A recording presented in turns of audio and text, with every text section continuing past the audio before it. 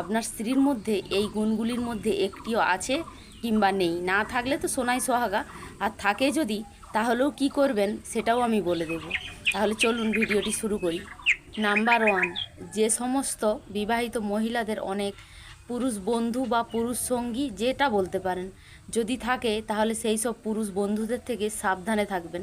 বা আজই বাড়িতে গিয়ে আপনার স্ত্রীর যত পুরুষ বন্ধু আছে তাদেরকে ছেড়ে দিতে বলবেন বা বন্ধুত্ব নষ্ট করে দিতে বলবেন, সে যতই ভালো বন্ধু হোক না কেন। কারণ ওই তৃতীয় ব্যক্তিটি আপনাদের দুজনের মধ্যে কোনো না কোনো দিন এসে সূঁচ হয়ে ঢুকবে আর ফাল হয়ে বেরিয়ে যাবে। মানেটা নিশ্চয়ই বুঝতে পারছেন, আমাকে আর আলাদা করে বলে দিতে হবে না। কারণ একটা ছেলে আর একটা মেয়ে কখনোই বন্ধু হতে পারে না। স্বামী স্ত্রী ছাড়া ভালো বন্ধু এই পৃথিবীতে আর কেউ নেই। স্বামী স্ত্রী ছাড়া অন্য কোনো পুরুষ যদি কোনো মহিলাকে হাসি মুখে কথা বলে বা তার সাহায্য করতে চায়, তাহলে সে